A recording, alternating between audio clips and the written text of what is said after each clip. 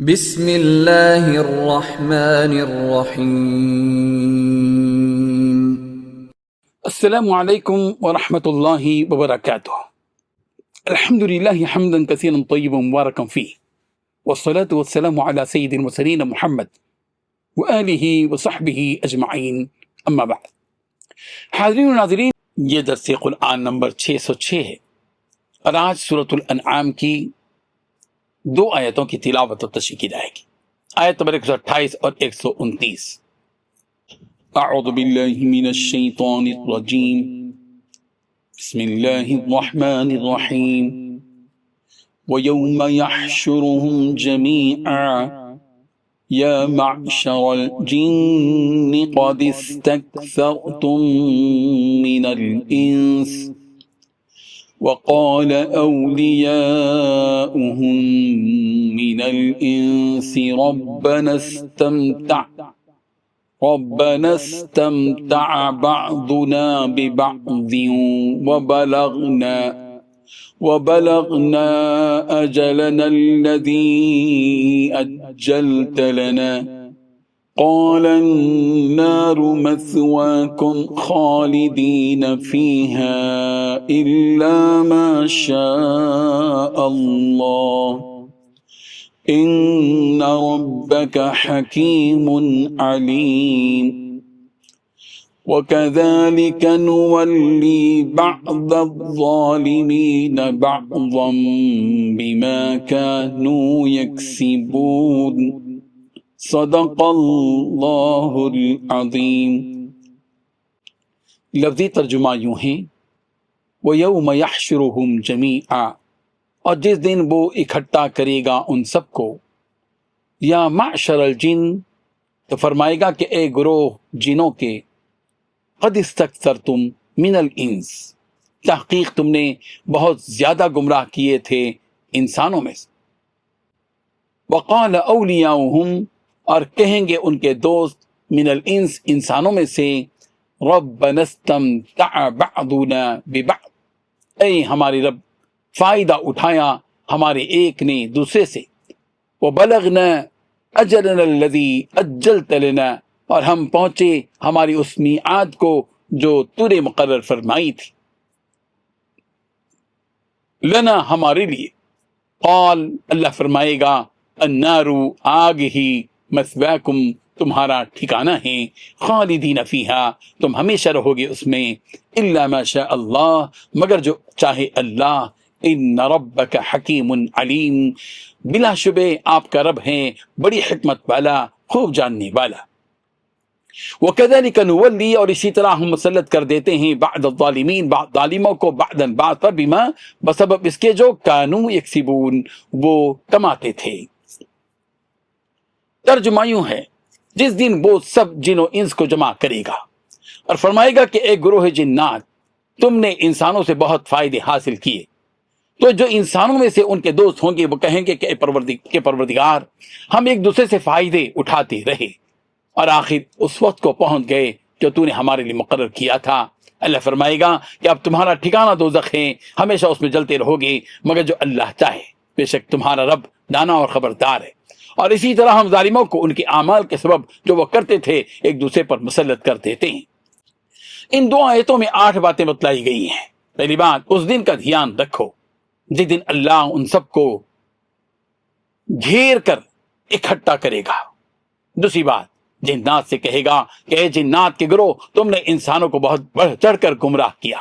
تیسری بات، انسانوں میں سے جو ان کے دوست ہوں گے وہ کہیں گے اے ہمارے پروردگار، ہم ایک دوسرے سے خوب مزے لیتے رہے ہیں۔ چوتھی بات، اب اپنی اس میعاد کو پہنچ گئے ہیں جو آپ نے ہمارے لیے مقرر کی تھی۔ پانچویں بات، اللہ کہے گا اب آگ تم سب کا ٹھکانہ ہے جس میں تم ہمیشہ رہو گے۔ چھٹی بات، الا یہ کہ اللہ کچھ اور چاہے۔ ساتویں بات، یقین رکھو کہ تمہارے پروردگار کی حکمت بھی کامل ہے اور علم بھی کامل۔ آٹھویں بات، اسی طرح ہم ظالموں کو ان کے کمائے ہوئے اعمال کی وجہ سے ایک دوسرے پر مسلط کر دیتے ہیں۔ حاضرین و ناظرین، دین اسلام کے بنیادی عقائد میں جہاں توحید و رسالت ہے وہیں آخرت کا یقین بھی ہے۔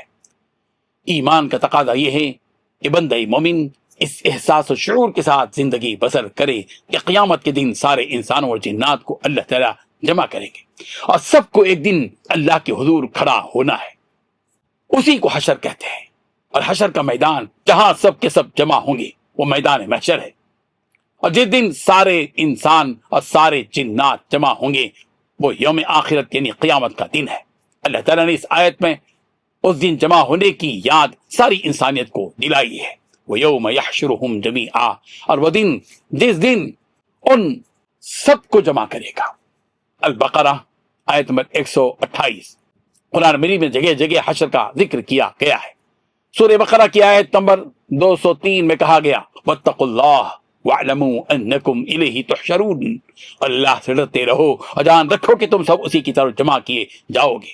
سورہ آل عمران کی آیت نمبر 158 میں کہا گیا وَلَئِن مُتُّمْ أَوْ قُتِلْتُمْ لَإِلَى اللَّهِ تُحْشَرُونَ، باليقین خواہ تم مر جاؤ یا مار ڈالے جاؤ جمع تو اللہ تعالیٰ ہی کی طرف کیے جاؤ گے۔ سورہ نساء کی آیت نمبر 172 میں کہا گیا فَسَيَحْشُرُهُمْ إِلَيْهِ جَمِيعًا، اللہ تعالیٰ ان سب کو اکٹھا اپنی طرف جمع کرے گا۔ سورہ انفال کی آیت نمبر 24 میں کہا گیا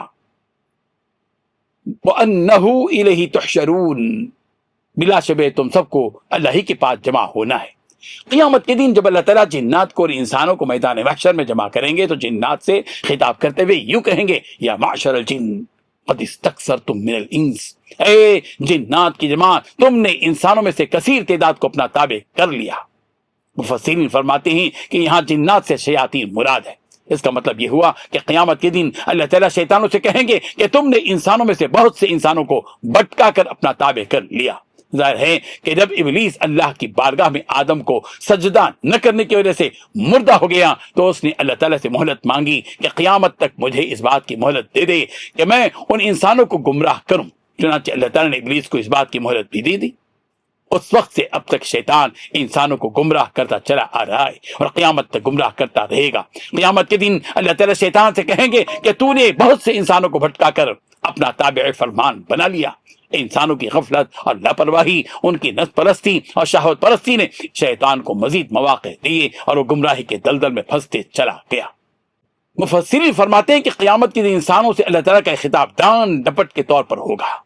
اس وقت شیطانوں کی اتباع کرنے والے ان کے دوست انسان اللہ تعالیٰ سے کہیں گے وَقَالَ أَوْلِيَاؤُهُم مِّنَ الْإِنسِ، اور شیاطین کے دوست جو انسانوں میں سے تھے جنہوں نے ان کی اتباع کی تھی یوں کہیں گے کہ اے ہمارے پروردگار، ہم میں بعض سے بعض نے نفع اٹھایا، یعنی انسانوں نے جنات سے نفع اٹھایا اور جنات نے انسانوں سے نفع اٹھایا۔ قیامت کے دن انسانوں اور جنات یعنی شیاطین کے درمیان رابطے اور تعلقات منقطع ہو جائیں گے، یہ دونوں مخلوق ایک دوسرے سے دور ہو جائیں گے اور ایک دوسرے سے نفع حاصل کرنے کا سلسلہ بھی ختم ہو جائے گا۔ مگر دنیا میں وہ ایک دوسرے سے منقطع ہوتے تھے۔ شیطانوں سے انسانوں سے لذت اور نفع اس طرح حاصل کیا، شیطانوں نے انسانوں سے لذت اور نفع اس طرح حاصل کیا کہ جب انسان ان شیطانوں کی اطاعت کرتا تو یہ شیطان اس سے مزے حاصل کرتے تھے۔ انسان شیطانوں سے اس طرح نفع اور لذت حاصل کرتے تھے، ان وسوسوں کی بنیاد پر زنا کرتے تھے، شراب پیتے تھے، اس طرح لذت حاصل کرتے تھے۔